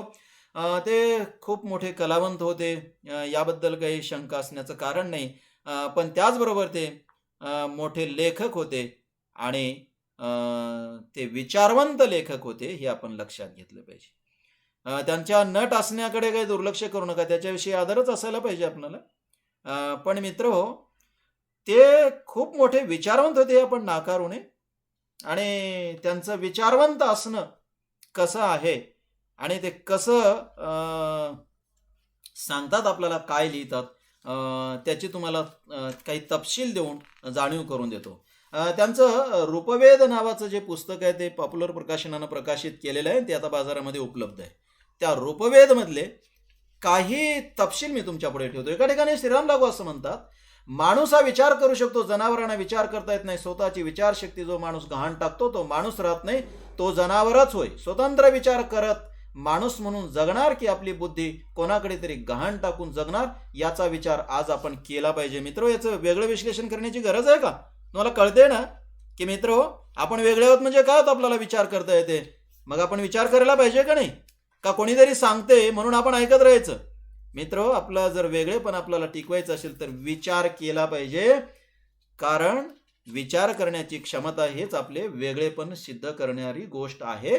तेव्हा विचार केला पाहिजे. जर तुम्ही तुमची बुद्धी गहाण ठेवत असाल आणि कोणी बुवा बापू, कोणी साधू संत वगैरे म्हणून येणारा कोणी माणूस तुम्हाला काही सांगत असेल आणि ते जर तुम्हाला खरं वाटत असेल तर आपल्यात आणि जनावरात फरक नसतो बरं का मित्र. हे श्रीराम लागू यांचं म्हणणं आहे. श्रीराम लागू यांनी एका ठिकाणी आणखी असं म्हटलेलं आहे, मानवी दुःख दैवजात आहे आणि माणूस पराधीन आहे. हे दैववादाचं तत्वज्ञान सामाजिक दृष्ट्या अत्यंत घातक आहे. त्यामुळे समाजाची प्रगतीच होणं शक्य नाही. दैववादातून हताशपणा जन्माला येतो. त्या समाजाच्या बहुसंख्य समस्याचं मूळ मला भाबडेपणा, देवभोळेपणा, दैववाद, अंधश्रद्धा, धर्मांधता यात दिसतं. म्हणून मी निरीश्वरवादाचा पुरस्कार करता आहे. ईश्वरवादाची जळमट डोक्यातून काढून टाकून त्या जागी स्वच्छपणे निखळ बुद्धी प्रामाण्यवादाची स्थापना केली तर ते योग्य दिशेनं टाकलेलं पहिलं पाऊल ठरेल. परंपराग्रस्त झालेल्या, रूढीच्या विळख्यात जखडलेल्या आणि कर्मकांडात अडकलेल्या या समाजाची सोडवणूक करायची असेल तर ईश्वराची कल्पना त्याच्या डोक्यातून काढून टाकली पाहिजे. तेव्हाच त्याची हतबलता, हताश मनोवृत्ती आणि अकार्यक्षमता यातून सुटका होईल. म्हणून बुद्धी प्रामाण्यवादाचा हिरिरीने प्रचार केला पाहिजे. सर्व धर्म समभाव म्हणजे सर्व धर्म सारखे आहेत हा धादांत खोटा प्रचार आहे. सर्व धर्म अंतिमता एक असते तर धर्माच्या नावाखाली या भूतलावर एवढं रक्त सांडलं गेलं नसतं. रोगराई, लढाया, भूकंप, ज्वालामुखी यापेक्षा धर्मामुळे अधिक प्राणहानी झाल्याचा ऐतिहासिक पुरावा आहे. एका धर्माने दुसऱ्या धर्माच्या लोकांचं रक्त फार मोठ्या प्रमाणावर सांडलंय. ख्रिश्चनांची क्रुसेड्स, मुस्लिमांची जिहाद, ज्यूने केलेली अरबांची कत्तल, हिंदूने केलेली दिल्लीतली शिखांची कत्तल, दलितांची हजारो वर्षे चाललेली कत्तल, या सर्व कत्तली धर्माच्या नावाखाली घडल्या आहेत. या कत्तली, रक्तपात, प्राणहानी टाळायची असेल तर सर्वच धर्म नाकारायला हवेत. सर्व धर्म कालबाह्य झाले आहेत म्हणून ते जाणीवपूर्वक नाकारले पाहिजेत. मित्र हो, पहा, पटते का तुम्हाला की धर्मानं माणसाचं भलं तर केलं नाही, पण त्या भोळसट वागण्यामध्ये, धर्माच्या अंधश्रद्धा पाळण्यामध्ये आपण खूप मागे राहिलोत आणि आपल्याला आपल्या धर्माचा अभिमान वाटतो. म्हणजे काय वाटतं मित्र हो, आपल्याला आपल्या धर्माचा अभिमान वाटतो म्हणजे आपण दुसऱ्या धर्माचा द्वेष करत असतो आणि धर्माधर्मांमध्ये अशा पद्धतीचा संघर्ष वाढत जातो आणि त्यातून माणसाला मारायला लागतात. हे इतिहासातनं नोंदवलेलं सत्य आहे. ते सत्य पुन्हा एकदा श्रीराम लागू नोंदवत आहेत. श्रीराम लागूचं हे जे हे काही कविता वगैरे नव्हे, हे त्यांनी माझ्यापेक्षा श्रेष्ठ स्वरूपामध्ये सांगितलं. त्याचं वेगळं विवेचन मी करण्याची गरज नाही. तुम्हाला त्याचा आशय कळतो. ते तुम्ही नीट समजून घ्या आणि मग तुम्हाला कळेल की मराठीतलं वैचारिक साहित्य कसं आहे ते. त्याचा एक हा नमुना आहे. ठीक आहे मित्र, श्रीराम लागू यांच्याविषयी कलावंत म्हणून आदरच असू द्या, पण त्यांचं हे विचारवंत असणं नीट लक्षात घ्या. त्यांनी एका ठिकाणी असं म्हटलेलं आहे, अंधश्रद्धा असणे, मग ते अंधश्रद्धा एखाद्या बुवावर असो, मांत्रिकावर असो, एखाद्या तत्वज्ञानावर असो, एखाद्या धर्मग्रंथावर असो किंवा गांधीवादावर असो, याचा अर्थ माणसाने आपले माणूसमन गमावणे, आपल्या बौद्धिक आणि वैचारिक स्वातंत्र्याचा आपल्या हाताने बळी देणे होय. आणि स्वातंत्र्य एवढी दुसरी कोणती मोलाची गोष्ट माणसाच्या आयुष्यात आहे. म्हणून मित्र हो, त्यांचं नेहमीच म्हणणं असं आहे की बाबा रे, तुम्ही विवेकवादी असा, तुम्ही श्रद्धा ठेवू नका. तुम्ही केवळ कुठेतरी ग्रंथावर किंवा आणखी कशावर हे खरं म्हणून मानू नका. तुमची श्रद्धा विवेकावर असू द्या, विवेकी व्हा. आणि श्रद्धा असू नका, विवेकीच व्हा. श्रद्धा म्हणजेच अंधश्रद्धा असतात हे त्यांनी जागोजागी म्हटलेलं आहे. श्रद्धा आणि अंधश्रद्धा वगैरे वेगळ्या नसतात, ते एकच असतात. श्रद्धावान वगैरे असू नका, विवेकी व्हा, हे त्यांचं नेहमीचं म्हणणं आहे. आणि अशा पद्धतीनं कुठे तुमचा विवेक गमावून बसू नका. त्यांनी एका ठिकाणी असंही म्हटलेलं आहे, ते खूप महत्वाचं आहे. पहा तुम्हाला पटते का ते. श्रीराम लागू यांचे म्हणणं आहे, ते असं म्हणतात, अंधश्रद्धा म्हणजे भोळसट समजुती आहेत, त्या घातक आहेत, त्या समाजाचे निरनिराळ्या पातळ्यांवर शोषण करतात. एवढेच नव्हे तर त्या माणसावर बौद्धिक आणि वैचारिक गुलामगिरी लादतात. साऱ्या अंधश्रद्धा परमेश्वर या संकल्पनेशी निगडीत आहेत आणि परमेश्वर ही सुद्धा एक भोळसट समजूत आहे. तेव्हा अंधश्रद्धांचे निर्मूलन खऱ्या अर्थाने करायचे असेल तर परमेश्वर या संकल्पनेचेच निर्मूलन केले पाहिजे. भूतबाधा, भाणामती, बुवांचे तथाकथित चमत्कार या सगळ्यांमागचे ढोंग आणि बदमाशी उघड करणे हे महत्वाचे आहेच, पण केवळ तेवढ्याने भागणार नाही. ती केवळ वरवरची मलमपट्टी ठरेल. मूळ रोग तसाच राहील. पहिल्या अंधश्रद्धा नाहीशा होऊन त्या जागी नव्या जन्माला येतील. तेव्हा मूळ रोगावरच उपचार करायला हवा. तो मूळ रोग आहे परमेश्वर ही संकल्पना. आणि मग ते सांगतात की मित्र हो, तुम्हाला जर मूळ रोग संपवायचा असेल तर तुम्हाला परमेश्वर नाकारावा लागेल. मानवी मनातून परमेश्वर गेला पाहिजे. त्यांनी असं म्हटलेलंच होतं की देव रिटायर झाला पाहिजे. तेव्हा मित्र हो, वैचारिक साहित्य समजून घेत असताना वैचारिक साहित्यातील एक महत्वाचा लेखक म्हणून जर आपण श्रीराम लागू यांच्या लेखनाकडे पाहत असू तर श्रीराम लागू यांचं हे म्हणणं नीट समजून घेतलं पाहिजे. याचं वेगळं विवेचन मी करत नाही, ते तुम्हाला थेटपणे समजते. पुढे त्यांनी एका ठिकाणी असं म्हटलेलं आहे, परमेश्वराचे अस्तित्व किंवा पाप पुण्याची कल्पना ही बौद्धिकदृष्ट्या प्राथमिक अवस्थेतील कल्पना आहे. म्हणजे हे खरं नाही, हे अस्तित्व खरं नाही, म्हणजे कल्पना आहे, ते देव नाही, हे आपण नीट समजून घेतलं पाहिजे. पहा त्यांनी असं म्हटलेलं आहे, जी गोष्ट व्हेरीफाय करता येत नाही त्या गोष्टीवर विश्वास ठेवणे म्हणजे श्रद्धा. व्हेरीफाय करता येत नाही त्याला मी अंधश्रद्धा म्हणतो. तुम्ही ज्याला श्रद्धा म्हणता त्या सगळ्या अंधश्रद्धा असतात. डोळस श्रद्धेला विश्वास असा शब्द आहे.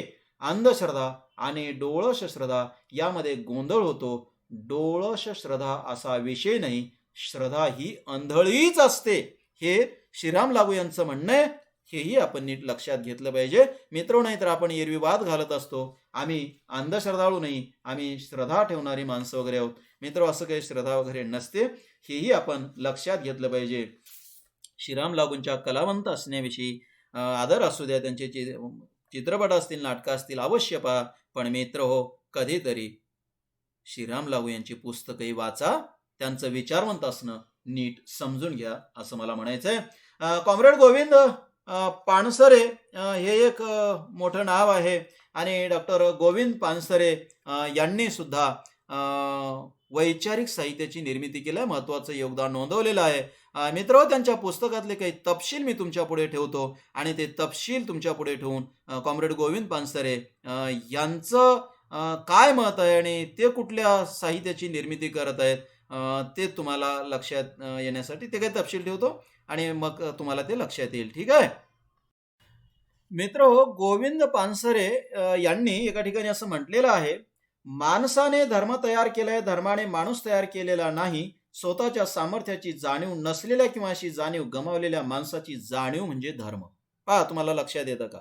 तर जसं देवाने माणूस निर्माण केलं नाही, माणसाने देव निर्माण केलाय, तसंच धर्म सुद्धा माणसानेच निर्माण केलेला आहे. धर्माने माणूस नव्हे. नाहीतर आपण धर्माचं तत्त्वज्ञान सांगत असताना माणसाला एकदा धर्माप्रमाणे वागायला सांगत असतो आणि धर्मामध्ये देव वगैरे आपण अलौकिक वगैरे असं मानत असतो आणि त्या देवानं सगळं काही जन्माला घातले वगैरे असं म्हणत असतो. आणि दुसरं म्हणजे देवच अपौरुषेय, आपलं धर्मच अपौरुषेय अपौरुषेय आहे वगैरे अशा पद्धतीची कल्पना करत असतो. मित्रहो, जगातला कुठलाच धर्म असा नसतो. सगळे धर्म माणसानेच निर्माण केलेले असतात आणि माणसाने ते बदलायचे असतात. न बदलता आपण धर्मातलं अज्ञान पाळत राहणे ही काही चांगली गोष्ट नाही, हे शहाणपणाची गोष्ट नाही, हे आपण लक्षात घेतलं पाहिजे. मित्रहो, कॉम्रेड गोविंद पानसरे यांनी आणखी काय म्हटलंय पहा, त्यांनी एका ठिकाणी असं म्हटलंय, धर्माची निर्मिती अज्ञानातून झालेली आहे. मला वाटते हे आपण जर धर्मातलं कर्मकांड, धर्मातल्या श्रद्धा किंवा धर्मातले उपास-तपास, व्रताचार वगैरे हे लक्षात घेतलं तर तुम्हाला कळेल की धर्म अज्ञानातून कसा निर्माण झाला. आपले धर्म काय सांगतात पहा, देव अलौकिक आहे, सर्वशक्तिमान आहे, देवच सगळं निर्माण करतो वगैरे. मित्र, देवच नाही तर देव हे निर्माण कसं करेल? हे खोटं आहे ना, हे लबाड आहे ना, हे आपण कधी लक्षात घेणार आहोत का नाही? देवानं सृष्टी निर्माण केली वगैरे हे खोटं आहे, आपण लक्षात घेणार आहोत की नाही? मित्र, तसं नाही, आपण हे लक्षात घेतलं पाहिजे. तेव्हा जगातला जो धर्म आहे तो धर्म काहीतरी कर्मकांड वगैरे करायला सांगतो. मित्र, अज्ञानात धर्माची निर्मिती आहे, धर्म अज्ञानातून निर्माण होतात, ही मांडणी आहे कॉम्रेड गोविंद पानसरे यांची.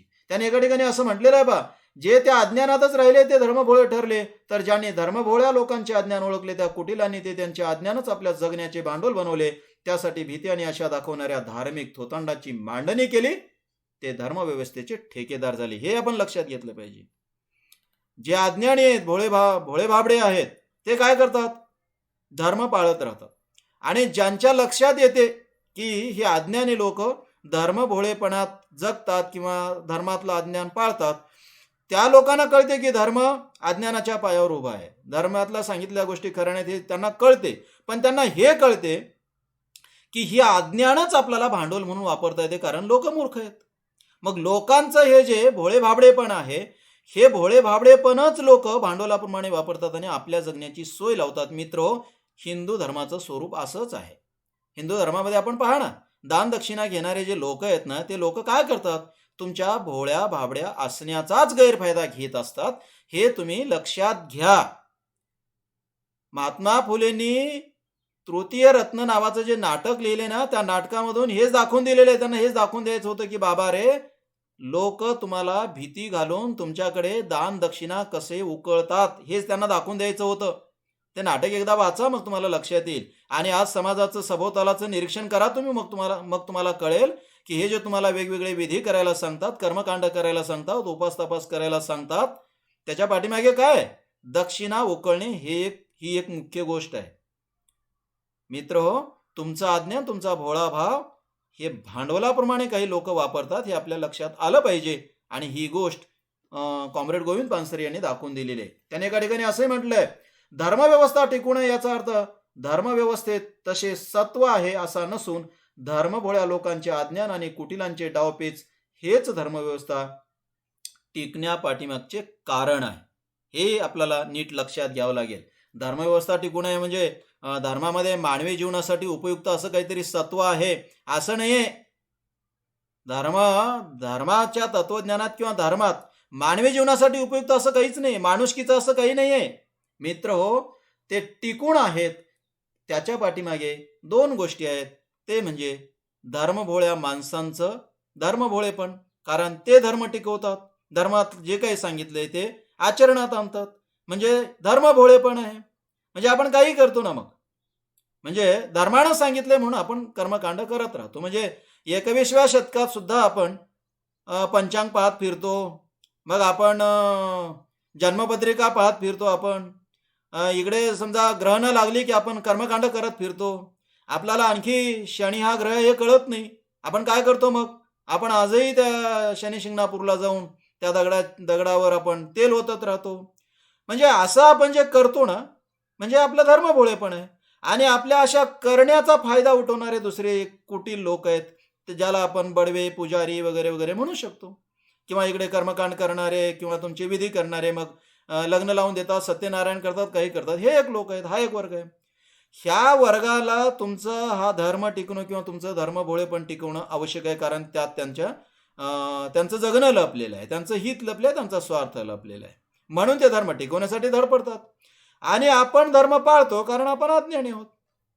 म्हणजे मग कॉम्रेड गोविंद पानसरे जे म्हणतात की धर्म दोनच माणसं म्हणजे माणसं टिकवतात. एक धर्म भोळे असणारे अज्ञानी माणसं टिकवतात आणि दुसरे म्हणजे कुटील असणारे शहाणे माणसं टिकवतात. ज्यांना लोकांच्या अज्ञानाचा वापर करायचा आहे भांडवलाप्रमाणे ते लोक टिकवतात, आणि जे अज्ञान स्वतःच व्यवहारामध्ये पाळून स्वतःच्या स्वार्थाला मुकतात ते एक लोक टिकवतात. मित्र, आपण निदान एवढं लक्षात घेतलं पाहिजे की आपण नक्की कोण्या वर्गातले होणार आहोत. कोण्या वर्गातले म्हणजे मला असं म्हणायचं नाही हा वर्ग सोडा आणि त्या कुटिलांच्या वर्गात जा. मला एवढंच म्हणायचंय की विवेकी व्हा आणि धर्मभोळेपण सोडून द्या.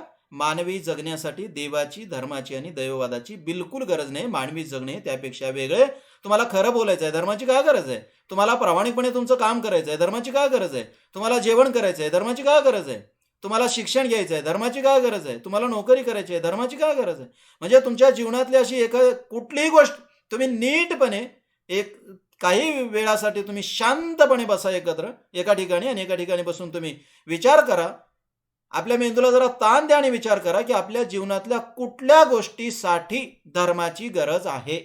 मग तुम्हाला असं कळेल की अशी कुठलीच गोष्ट मानवी जीवनात नाही की जिथे तुम्हाला धर्माची गरज आहे. कुठलीच गोष्ट नाही. माणूस मेला, जाळायचा आहे, तो जाळात जळतो, धर्म असल्याने जळत नाही. लाकडात जाळा, जळतो तो. पुरायचं आहे, पुरा. लग्न लावायचं आहे, लग्न लावायचं म्हणजे काय? मुलगा आणि मुलगी त्या दोघांना एकत्र येतं, आणि आता त्याला खूप पर्याय. तुम्ही नोंदणी पद्धतीनं लग्न करू शकता, किंवा तुम्ही न्यायालयामध्ये तुमचं लग्न करू शकता. म्हणजे अनेक पर्याय आहेत ना. किंवा एकमेकाचा विश्वास ठेवून तुम्ही आयुष्य काढू शकता ना. लग्न लावलंच पाहिजे असं आहे का? तुम्ही जीवनातली कुठलीही गोष्ट पहा. नामकरण विधी करण्याची गरज आहे का? नामकरण विधी न करता नाव ठेवता येत नाही. किंवा जीवनातले कुठले असे विधी आहेत की जे विधी न करता आपण समजा वास्तुशांती नाही केली, त्या घरामध्ये राहता येणार नाही का? किंवा बाकीचे कुठलेही पाहणार तुम्ही. मित्र, तुम्हाला एक वेळ असेल तुम्हाला असं कळेल की अरे, आपल्या जगण्यात धर्माचं तीळ मात्र अस्तित्व नाही, किंवा असण्याची गरज नाही. अस्तित्व नाही म्हणजे अस्तित्व असण्याची गरज नाही. धर्माशिवाय आपण जगू शकतो हे तुम्हाला कळेल. मित्र, हीच गोष्ट कॉम्रेड गोविंद पानसरे सांगतात. त्याने पुढे एका ठिकाणी असंही म्हटलेलं आहे की धर्मव्यवस्थेच्या कालच्या आणि आजच्या स्वरूपात काहीही फरक नाही. धर्माच्या नावाने शोषण करणे कालही सुरू होते आणि आजही आहे. बदलले ते केवळ संदर्भ आणि शोषणाचे तंत्र.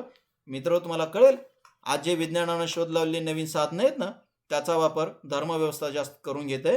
हे तुम्ही नीट लक्षात घ्या. देवधर्म कल्पनेच्या स्वीकारामुळे कोणाला भ्रामक सुख मिळत असेलही, पण देवाधर्माचे थोतांड स्वीकारल्याने मुळातून मानवी दुःखाचे निराकरण होऊ शकत नाही. माणसाने देवदैववादी नव्हे तर प्रयत्नवादीच असले पाहिजे.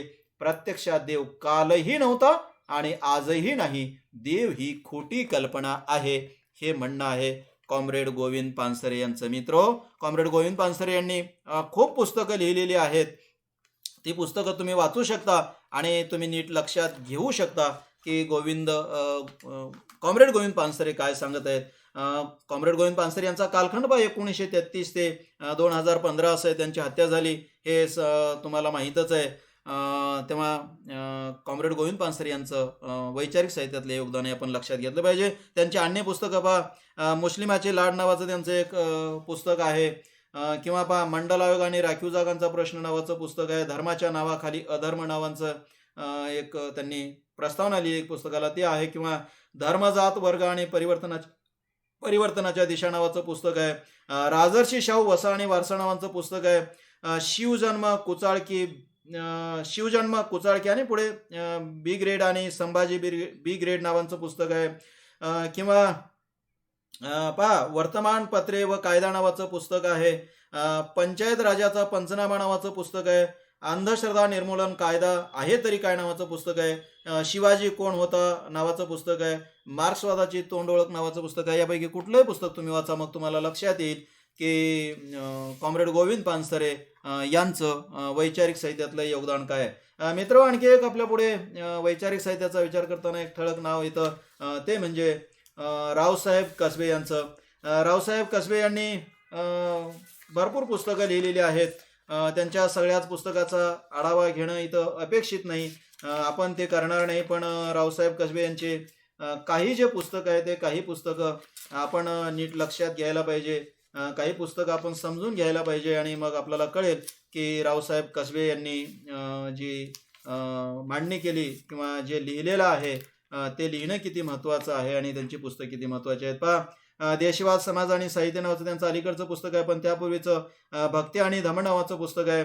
धर्मग्रंथ आणि मानवी जीवन प्रवाह नावाचं पुस्तक त्यांनी लिहिलेलं आहे. त्याचबरोबर मानव आणि धर्मचिंतन नावाचं त्यांचं पुस्तक आहे. त्याचबरोबर त्यांचं डॉक्टर बाबासाहेब आंबेडकर आणि भारतीय राज्यघटना नावाचं पुस्तक आहे. झोत नावाचं एक खूप महत्त्वाचं पुस्तक आहे. छोटंसं पुस्तक आहे पण खूप महत्त्वाचं पुस्तक आहे. दलित चळवळीची वाटचाल या शीर्षकांचं त्यांचं पुस्तक आहे. आंबेडकर आणि मार्क्स नावाचं त्यांचं पुस्तक आहे. आंबेडकर तत्व आणि व्यवहार या शीर्षकांचं त्यांचं पुस्तक आहे. हिंदू मुस्लिम प्रश्न आणि सावरकरांचा हिंदू राष्ट्रवाद या शीर्षकांचं पुस्तक आहे.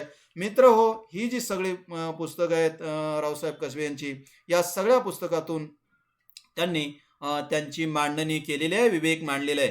त्यांच्या पुस्तकातले काही तपशील मी तुम्हाला देतो आणि त्या तपशिलांच्या आधारानं आपण रावसाहेब कसबे यांच्या विचारांचं सूत्र नक्की काय आहे ते समजून घेता येईल. ते तपशील पहा. मित्र, रावसाहेब कसबे यांनी एका ठिकाणी असं म्हटलेलं आहे की ज्या प्राण्याला आपण इतरांपेक्षा वेगळे असल्याची म्हणजे स्वत्वाची जाणीव होते त्यालाच माणूस असे म्हणता येते. त्यांचं हे म्हणणं धर्मग्रंथ आणि मानवी जीवन प्रवाह यातलं आहे. हे नीट लक्षात घ्या. म्हणजे ते काय म्हणत आहेत मित्र, आपलं जे वेगळेपण आहे त्या वेगळेपणाची जाणीव आपल्याला असली पाहिजे ना. आणि ते जाणीव आहे आपल्या विवेकी असण्यात. तेव्हा आपण विवेकी असलं पाहिजे. ही महत्त्वाची गोष्ट ते नोंदवत आहेत आणि ती महत्त्वाची गोष्ट आपण नीट लक्षात घेतली पाहिजे. त्यांनी सांगितलेला जो विवेक आहे, त्यांचं जे म्हणणं आहे ते आपण समजून घेतलं पाहिजे. त्यांनी आणखी एका ठिकाणी असं म्हटलेलं आहे पहा. ते असं म्हणतात की मनुस्मृती आणि भगवद्गीता यांची भाषा वेगवेगळी असली तरी व्यवहारात मात्र या दोघी जुळ्या बहिणीच दिसतात. म्हणजे आपल्याला काय वाटतं की मनुस्मृती हा वेगळा ग्रंथ आहे आणि भगवद्गीता हा वेगळा आहे. आपलं भगवद्गीतेचा खूप प्रचार झाला आणि आपण ते वाचत असतो. पण मित्र हो, दोन्हीतलं तत्वज्ञान सारखंच आहे. आपल्याला लोक केव्हा केव्हा दिशाभूल आपली करत असतात. गीता रहस्य नावाचा एक ग्रंथ टिळकाने सुद्धा लिहिलेला आहे आणि त्यामध्ये त्यांनी गीतेचं खूप विवेचन केलेलं आहे. पण मित्र हो, गीतेमध्ये सुद्धा वर्णव्यवस्थेचं समर्थन केलेलं आहे. गीता वाचल्यावर तुम्हाला लक्षात येईल, गीतेमध्ये ते समर्थन दिसतं. तेव्हा हे तपासल्याच्या नंतर, याचं विश्लेषण केल्याच्या नंतर ते रावसाहेब कसबे यांनी सूत्र मांडले. तेव्हा रावसाहेब कसबे आपले धर्मग्रंथ, आपलं धर्मजीवन, आपला एकूण जीवन प्रवास याचं विश्लेषण कसं करत आहेत हे तुम्हाला कळणं अपेक्षित आहे आणि ते कसं मांडत आहेत हे तुम्हाला कळणं अपेक्षित आहे. मित्र, त्यांनी आणखी एका ठिकाणी असं म्हटलेलं आहे, इतिहास पहा, देव सहजासहजी अंत पावत नसतात. ते सत्ताधारी आणि विचारवंत वर्गाच्या इच्छेप्रमाणे जागा बदलीत असतात किंवा अप्रतिष्ठित होऊन गौण रूप धारण करतात. देव तोपर्यंत जिवंत राहतो जोपर्यंत तो लोकांच्या दृष्टीने उपयोगी ठरतो आणि लोकांची त्यांच्यावर श्रद्धा असते. मित्र हो, लोकांच्या दृष्टीने उपयोगी ठरतो याचा अर्थ असा की जे लोक देवाधर्माचं भांडवल वापरतात त्यांच्या दृष्टीने उपयोगी, आणि दुसरं म्हणजे त्याच्यावर श्रद्धा ठेवणारे कोण, तर बाकी भोळे बाबडे लोक. जोपर्यंत हे दोन घटक असणार आहेत, दोन वर्ग असणार आहेत, तोपर्यंत देव जिवंत राहणार आहे. मित्र, आपण बाकी ठीक आहे, जे काय व्हायचं ते होईल, पण मित्र हो, निदान आपण तरी आपल्यापुरतं शहाणं व्हायला नको का? मित्र, हे जे त्यांचं विधान आहे ते त्यांच्या पुस्तकातून आलं आहे. तेव्हा रावसाहेब कसबे हे सुद्धा एक महत्त्वाचे विचारवंत आहेत आणि मराठीतलं जे वैचारिक साहित्य आहे त्या वैचारिक साहित्यामध्ये त्यांचं योगदान खूप महत्त्वाचं आहे. हे आपण लक्षात घेतलं पाहिजे. ठीक आहे मित्र, आता मग एवढेच वैचारिक साहित्य लिहिणारे केवळ एवढेच लोक आहेत का, बाकी कोणी नाही का? तर मित्र, बाकी अनेकांनी त्यांचं योगदान नोंदवलेलं आहे. सगळ्यांचाच विचार करणं, सगळ्यांच्याच नोंदी करणं वगैरे एका तासामध्ये शक्य नाही किंवा आपल्याला इथं अपेक्षित नाही, आवश्यकही नाही. म्हणून आपण त्या सगळ्याच नोंदी इथं केलेल्या नाहीत. पण बाकी अनेकांनी वैचारिक साहित्यामध्ये आपापलं योगदान नोंदवले. काही नावं तुमच्या पुढे ठेवतो पहा. त्यामध्ये तर्कतीर्थ लक्ष्मणशास्त्री जोशी आहेत, दिनकरराव जवळकर आहेत, नारायण मेघाजी लोखंडे आहेत, कृष्णाजी पांडुरंग भालेकर आहेत, गोपाळ बाबा वलंकर आहेत, शिवराम जानबा कांबळे आहेत, किसन फागू बंदसोड आहेत, बाबा पद्मनजी आहेत, पंडिता रमाबाई रानडे आहेत, हमीद दलवाई आहेत, वामनदादा कर्डक आहेत, दुर्गा भागवत आहेत, इरावती कर्वे आहेत, प्राध्यापक गंबा सरदार आहेत, डॉक्टर विभी कोलते आहेत, विभावरी शिरूरकर आहेत, विजय तेंडुलकर आहेत, मेपूर हेगे आहेत, समा गर्गे, दी के बेडेकर, नरहर कुरुंदकर, गंगाधर पानतावणे, बाबूराव बागुल, नरेंद्र दाभोळकर, लोकमान्य टिळक, स्वातंत्र्यवीर सावरकर, आचार्य जावडेकर, विनोबा भावे, विठ्ठल रामजी शिंदे, भाल भोळे, गोदावरी परुळेकर, राणा चव्हाण, अण्णाभाऊ साठे या सगळ्या लोकांनी वैचारिक साहित्याचं लेखन केलंय आणि या साहित्याच्या एकूणच प्रवाहामध्ये आपलं योगदान नोंदवलं, या साहित्याला समृद्ध केलंय.